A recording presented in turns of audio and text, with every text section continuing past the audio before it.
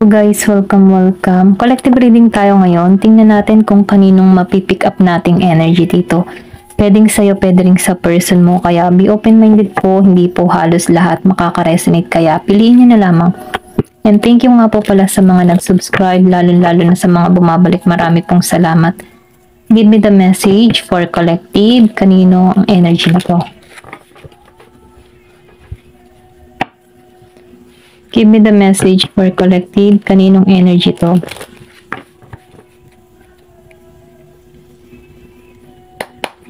Give me the message for collective. Kaninong energy to?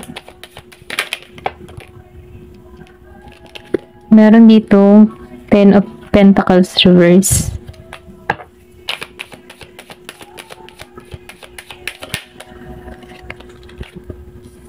High Priestess upright. 3 of Pentacles reverse.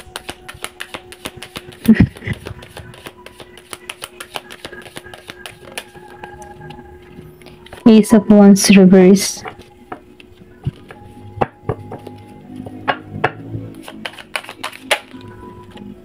The Lovers reverse.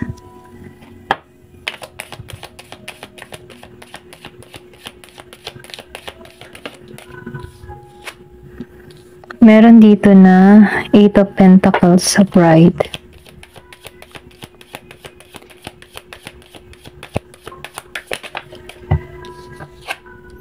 Knight of Wands reverse. Nakikita ko dito, no? Meron ditong Pisces, Virgo, Capricorn, Taurus. Meron ding Aries, Leo, Sagittarius. Meron Gemini. Okay. Meron ako nakikita ditong tao na balance lang siya. Okay? Pwedeng ikaw, pwede rin yung person mo. Kaya, piliin nyo ha kung kaninong energy to. Ito lang yung nakikita ko. Balance itong tao na to. Kumbaga, sinusunod niya yung kanyang instinct, yung kanyang intuition dito. Nagigitong malago, okay? Lalo-lalo na yung kanyang spiritual. Nade-develop niya yung kanyang sarili, nagmamatured na to. Ito lang yung nakikita ko dito, no? Nakikita ko rin dito, handa to sa mga pagbabago. Alam niya kung ano yung gusto niyang gawin sa kanyang buhay dito sa High Priestess. Then, nakifeel ko din dito na meron tong lakas at kakayahan. Natanggalan yung mga bagay na hindi nakakarapat sa kanya. Meron ako ditong nakikita na letter B and J. Meron ding Year of the Horse. Meron ding Year of the Dog, okay? Nakikita ko rin dito, no, na nahirapan tong tao na to in the past. Kaya itong tao na ito, no, mas sinusunod niya na ngayon yung kanyang instinct, yung kanyang intuition kasi ayaw niya nang magkamali dito. Then nakikita ko rin dito, no, handa nitong ikat yung mga bagay na hindi makakabuti para sa kanya dito. Ito lang yung nakikita ko. And then nakikita ko rin dito, no, na bukas siya sa pagbabago. Kumbaga, nire-release na nito yung mga nangyari sa kanya sa nakaraan, okay, dito sa Ace of Wands reverse. Kasi ayaw niya nang makipag-ugnayan dito sa 3 of Pentacles kasi mabigat na eh. Mabigat na sa kanyang kalooban, mabigat na para sa kanya rito, no. Kumbaga, itong tao nito, naging siyang matagumpay sa sarili niya. Yung bang tipong naitayo niya yung sarili niya sa pagkalugmok sa nakaraan dito. Ito lang yung nakikita ko. Kasi nakikita ko rin dito, no, na mahirap yung kanyang sinapit dito in the past. Kumbaga, ang hirap ng sitwasyon. Pwede rin sabihin na hindi naging matagumpay yung kanyang relasyon dito. Especially dahil meron ding involved na pera or pwede rin sabihin merong involved na ibang tao dito sa 10 of Pentacles reverse. Hindi naging masaya, okay? Or pwede rin sabihin, meron ditong iniwan, okay, na nag-iisa. Kung bakit nabibigatan dito sa 10 of Pentacles. Then, nakikita ko rin dito, no, nawalan to ng pagmamahal dito sa The Lovers reverse. Kumbaga, ayaw na nitong trabahuhin pa dito, yung pagmamahal dito. And then, nakikita ko rin dito, mas nag-focus to sa kanyang sarili. Kumbaga itong tao nito ay mas nagtuon sa kanyang mga trabaho or pwedeng sabihin sa goal niya sa buhay. Kumbaga doon niya binubuhos yung kanyang atensyon dito sa kanyang mga gawain sa pang-araw-araw para makalimot sa nakaraan. Ito lang yung nakikita ko, no. Dahil nafe-feel ko dito sa Knight of Wands, ayaw niya na ayaw niya nang sumugal muli in the past na kung saan sobra ng sakit, okay, dahil dito sa The Lovers. Maybe nakakaroon siya ng experience na kumbaga kulang at kulang yung pagmamahal na ibinibigay, hindi sapat at hindi balance dito sa The Lovers Reverse. Kasi meron ako nakikita dito na nawalan ng interest, nawalan ng amor, pwedeng sa'yo o pwede rin sa person mo, no. Meron ditong nawalan ng ganun. Okay, nawala yung passion, nawala yung init ng pagmamahal dito. Pwede rin sabihin merong kakulangan yung person ng tao nito kaya kung bakit siya naging ganon dito sa The Lovers Reverse. Pero ganun pa man nakikitaan ko rito na meron ditong tao na binuhos niya yung attention niya para sa kanyang sarili. Binuhos niya dito sa pagbabago. At dahil dito, yung mga ginagawa niya dito, mga tinatrabaho niya dito, ay nakikilala na, okay? Dito sa Six of Wands. Nafe-feel ko dito, meron ditong tao na nag-work online or pwede rin sabihin on public, okay? Or pwede rin sabihin kilala, okay? Nakikilala. Maraming nakakakilala sa tao nito sa pamamagitan ng kanyang pananalita or pwede rin sabihin na kilala siya ng mga tao dahil maraming suki, okay? Or yung ba tipo na maraming nakakakilala sa tao nito, pwedeng sa pagiging niyang palakaibigan, okay? Hindi siya suplada, hindi siya suplado, okay? Magaling siyang makisama. Kaya maraming mga tao dito na humahanga sa tao na to. Ito lang nakikita ko. Kasi itong tao nito kaya niyang maging star, okay? Kumbaga, kaya niyang itayo yung kanyang sarili para magtagumpay. Ito lang nafe-feel ko dito sa Six of Wands. Okay? Tingnan pa natin dito. Give me the message. Nafe-feel ko dito, naibangon niyang muli yung sarili niya sa pagkalukmok, na balance niya yung sarili niya. Kumbaga, binawi niya dito yung katapangan niya, lakas ng loob niya, no? And then, nakikitaan ko rin dito, confident. Meron ditong madasali na tao. Ito lang yung nakikita ko.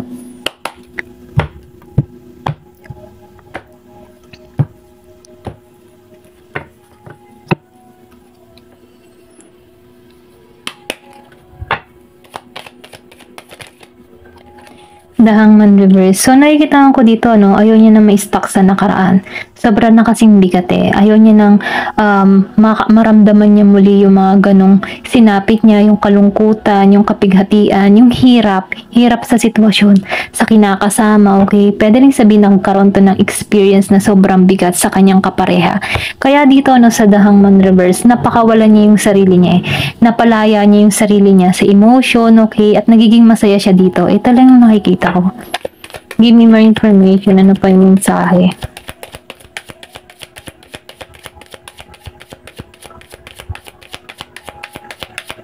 Kumbaga, nafe-feel ko rin dito, itong tao nito, hindi niya na inuungkat pa ang nakaraan. Ayaw niya na. Kumbaga, nililimot niya to or binabaon niya to sa kalimutan. Ito lang yung nakikita ko. Meron ditong Six of Earth. So, nakikita ko rin dito, mas pinagtutuunan ng tao nito yung pagmamahal niya sa family niya, okay? Kung meron man anak tong tao nito, nakikita ko dito, mas nakatuon siya sa pag-aaruga sa pamilya niya, sa mga anak niya. And then, nakikita ko rin dito, ito yung tipo ng tao na hindi madamot. Lalo-lalo na sa pagmamahal at sa hanggat kaya nitong tutulong tong tao nito. Ito lang yung nakikita ko, hindi ito madamot, okay? Meron ako nakikita ditong Virgo, Capricorn and Taurus. Kumbaga, itong tao nito, mahilig tong magbigay sa mga pulubi or pwede rin sabihin, meron tong charity na binibigyan, ganon. Ganon lang yung nakikita ko dito sa Six of Earth. Merong Year of the Rat. Give me the message. So, nakikita ko rin dito, itong tao nito, nagiging siyang balanse para sa kanyang sarili. Alam niya kung ano yung gagawin niya. Alam niya kung ano yung gusto niya para sa kanyang sarili. Marami na itong natutunan sa nakaraan. Kumbaga yung nakaraan na naranasan niya, yun yung humubog yan. Humubog sa kanya kung bakit siya nagiging balanse, kung bakit siya nagiging payapa. Kumbaga, nakikitaan ko dito na meron siyang kaligayahan para sa kanyang sarili. Kontento tong tao na to. And then, nakikitaan ko rin dito yung harmony para sa kanya. Nafe-feel ko din dito, ginagabayan to. Kumbaga, lahat ng kanyang mga, kumbaga, Kaya siya nakakaraos sa mga pagsubok na kinakaharap ng tao nito dahil sa pagiging niyang pagtitiwala sa Diyos or sa kanyang faith kay God na kung saan makakaraos at makakaraos siya. Dahil din dito sa pagiging niyang mabuti, mapagbigay sa kapwa, mabilis din yung blessing sa tao na to. Ito lang yung nakikita ko. Then nakikitaan ko rin dito sinusunod niya dito yung kanyang kutob, yung kanyang intuition, okay? Kung bakit nakakalayo siya or kung bakit naiiwasan niya dito yung mga problema or yung mga tao na hindi makakabuti para sa kanya, inilalayo itong tao nito. Ito lang yung nakikita ko. Nakikita ko rin dito marami itong pagsubok na kinaharap dito, okay? Give me more information. Nafe-feel ko dito magtatagumpay itong tao na to. The world. So, meron ako nakikita ditong nasa ibang bansa or pwedeng sabihin, itong tao nito nagbabalak ng ibang bansa dito. Ito lang yung nakikita ko. Nakikita ko rin dito na may paglagong aanihin tong tao nito. Kumbaga, handa na tong kumilos or handa na to sa new chapter ng kanyang buhay na kung saan may tagumpay na naghihintay dito. Ito lang yung nakikita ko, itong tao nito'y umaasa sa pagbabago. Hindi ito nawawala ng pag-asa, ito lang yung nafe-feel ko dito sa the world. And then nakikita ko rin dito, bukas yung crown chakra niya. Kumbaga nakatuon siya sa mga magagandang kaisipan or magandang plano, ito lang nakikita ko dito sa the world. Then nakikita ko rin dito malakas yung instinct ng tao nito. Ito lang yung nafe-feel ko. Sinusunod niya dito yung intuition niya, kutob niya. Give me the message.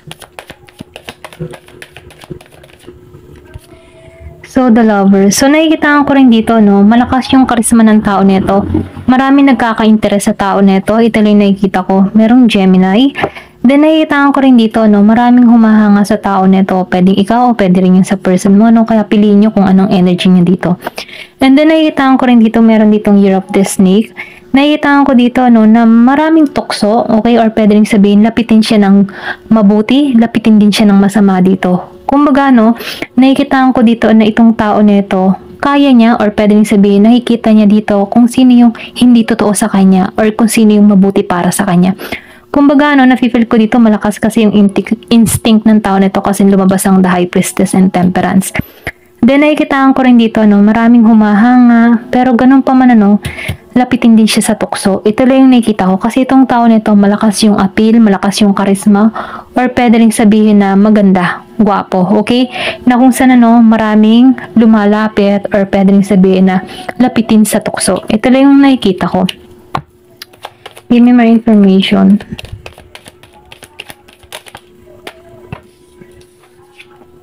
Meron ditong 6 of Air reverse.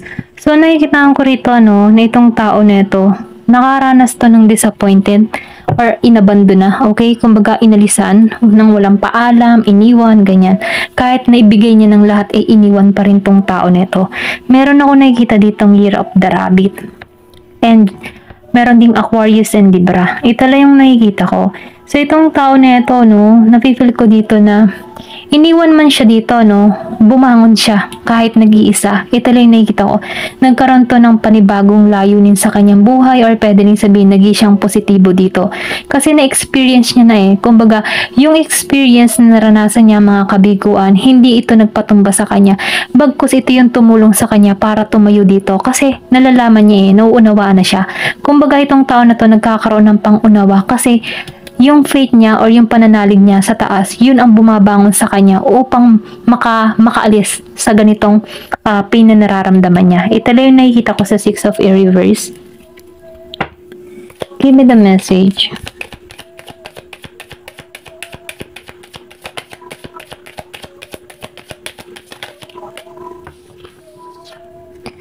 So, 9 of Air. Nalisan niya to, okay, yung pain na nararamdaman niya.